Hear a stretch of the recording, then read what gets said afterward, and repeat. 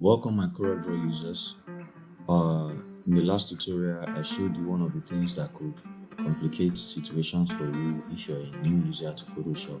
But in this tutorial, I'm going to take it a step further so that you should know your way around in Photoshop. It's very, very important. These preliminary settings help you in using Photoshop very, very well. So today I'm going to show you the preference tab. Okay, something you need to do there before you jump in and start designing. Don't just go and start designing and then when you start having issues, you don't know how to way around it. It can be very frustrating. So these preliminary settings can help you out there. So let's jump right in. So first of all, you will not be greeted with this type of workspace. So I'm going to first of all save my workspace. By the way, this is just how to save workspace, new workspace.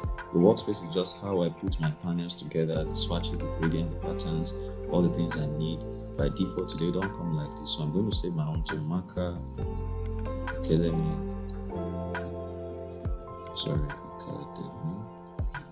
workspace.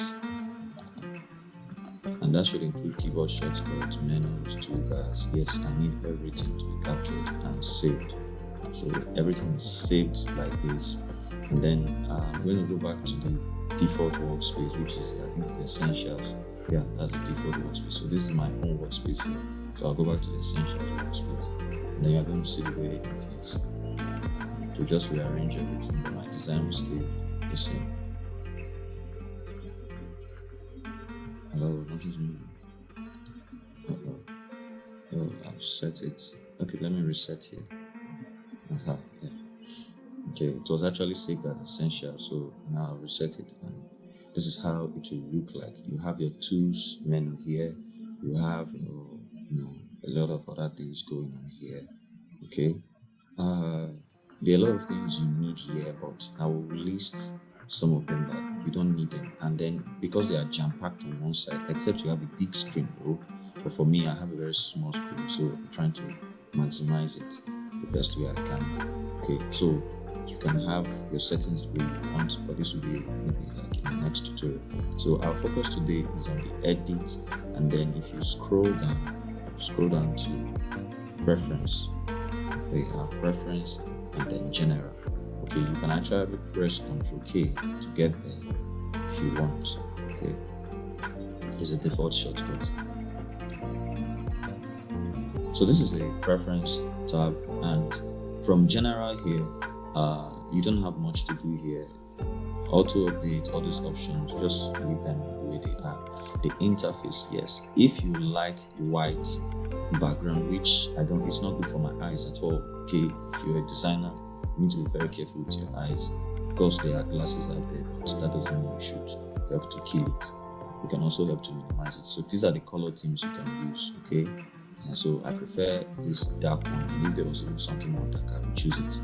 Okay, now neutral color, I'm not sure what that does, but okay, this is just all you need to set here. Okay, except you know what you mean, you can try one of all these.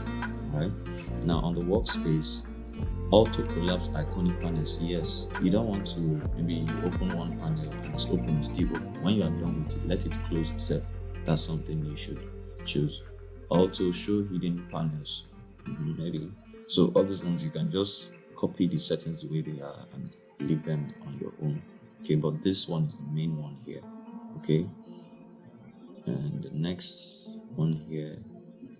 Okay, tools. Yeah, you want to come here and zoom with scroll wheel. Anytime you zoom, you want with your scroll wheel, you want it to zoom. Okay, like this. You zoom in and zoom out.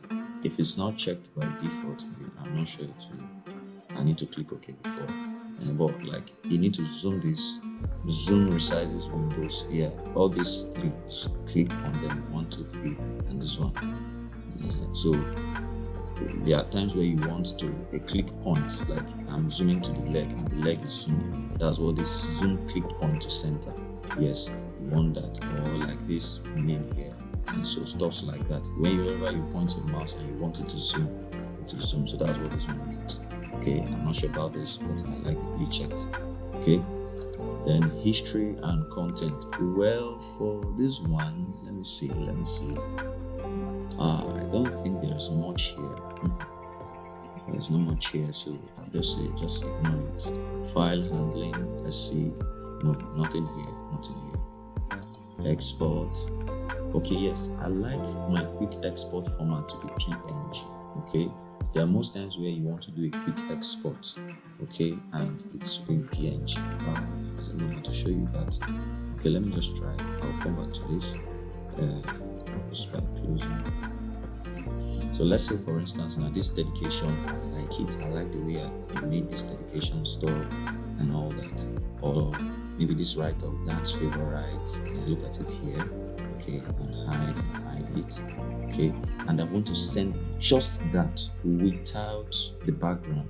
It's just PNG. You should know what PNG is anyway. So I just need to press. Okay, not press now. Let's right click. I have a shortcut already. Quick export as PNG. Okay, so that's what that settings means. So when I do quick export as PNG, it will open to a folder where I want it to be saved. Then I can choose the folder. Let's say I just drop it on my desktop. I'm not always careless, but I'll go and delete it. So on my desktop,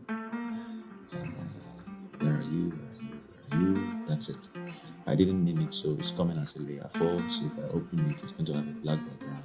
Okay, I have transparent background. That's favorite. Okay. So that's what that quick export something. So let's go back to the preference tab. Just press Ctrl K. And we should be there. Okay. So in export option, make sure you leave this, and transparency, of course, very, very important. Okay. So all those ones just leave them. Performance, yes. Depending on your RAM size, this is one that eats people up. Okay, depending on your RAM size. For me, I think I have 8 gig installed, but somehow the system is only seeing 6 gig. For some settings in best known to the system, so the system doesn't give out everything to it.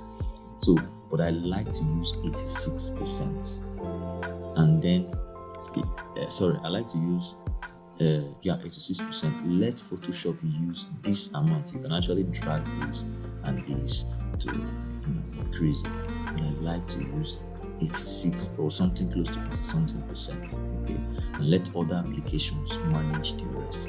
Because when I'm working with Photoshop, it requires a lot from the RAM. I'm actually trying to get a new system, and it is 16 gig. And then when I get that, I'm going to give it 10 gig, which is double of this. Okay, Photoshop requires a lot. And if you have a graphics card, allow it to use graphics processor. It's very necessary that it maximizes all the things your system has. Okay, now when I make these settings and click OK on it, you will also need to restart the Photoshop. Okay, that's something very important in case if I don't say it at the end. Every settings you make, after you're done with it, you must restart your Photoshop for it to take effect, so that you don't say, I just increased my RAM yet it's not working. If after increasing the RAM while you are designing, close the design, open it again, and then Photoshop will be aware, okay, this is new settings, and then it will go on with it. Okay, so that's it. Then the next one is this history state. Okay, history state is just like, it's still part of what takes from the RAM. Okay, if you don't go back to it, if you don't use history state, okay, like somebody like me, I actually don't use it. I don't even know why it's here. You can reduce it. You can even reduce it to like 10. Type 10 there, self. You can reduce it. I this thing like 50. The reason is because if you want to undo several times, like you want to undo, so this history state says that you can undo up to 10 times, 20 times, depending on the number you set. Okay, but for me, I know what I'm doing, so why should I undo to 50 times? What will I be undoing for 50 times? So it takes part of the RAM anyway. So that's why reducing it will help you to release more RAMs to the system. And again, there's what is called temp file. Okay, Photoshop has a way of using the system's resources to work and throwing those things, that's what is using to work, throwing those things in a temp folder.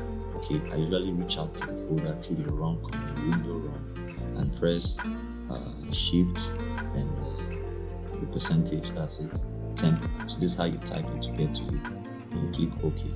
So this is a folder where Photoshop stores. Okay, if you have an external hard drive, you can make it store if you don't have a much system like these layers, and these are created by Photoshop. and you can see the size is 200 something kilobyte. This thing can be as crazy. Look at it, Photoshop temp files, 3 gig while it is working. So most times your system can just get filled up if you are using a very low low size SSD or HDD. By the way, I use SSD. Mine is 500 gigabytes. So if you are using a very low capacity system, you need to always come to that temp file and clean it up, like Control A, Shift and delete. Control A, Shift and delete everything. Most times, what you are working with, if you are working with Photoshop and this particular file is being needed in Photoshop, it will not delete. Okay, so it's good that while you are deleting, if one says I can't delete, you can skip it because Photoshop is currently using it. But there are some of them that Photoshop may not be using. Look at what my system has stored over time. It's not just Photoshop to what's it called? I use After Effects stores. God damn, I have almost 100 gig. Can you see that? So all that needs to delete because it's eating up your system. Thank God I remember this and I'm doing it right in present. So you will see that about, I will have maybe like 70 gig free from all this. Okay, so and then that's some of the settings you can make. And then let's go to image processing. Let's see, no, nothing is here. This is the area where if you have, I've actually done a video on this and I will link it. If you have an external hard drive that you want to be working with, okay, or like I have a system I want to buy, it's actually the ThinkPad P50 and it comes with 2 SSD ports and 1 HDD or SATA port where I can have 3 hard drives in one system. Yes, if you have that kind of system, you will see all your hard drives here. But if you don't, if you have an external hard drive, once you plug it, it will also register here. Then you can select it as a scratch disk space. What that means is that instead of Photoshop to be thrown into this temp file and getting your system filled up, you can get one hard drive that's like a waste bin. Now you can see it's telling me 1.2 gig size cannot read. That's actually the file I'm using now. Or maybe Audition is open here. Audition 23. So look at just what Audition is doing at 120 gig. In fact, I don't just know what Adobe files are like. They like to eat up space. So you can, let me just skip this. Skip. So you can always assign this scratch disk to an external storage or a waste disk storage. Okay, that's something I can recommend you do. I'm actually thinking that's what I will do in my new system when it comes.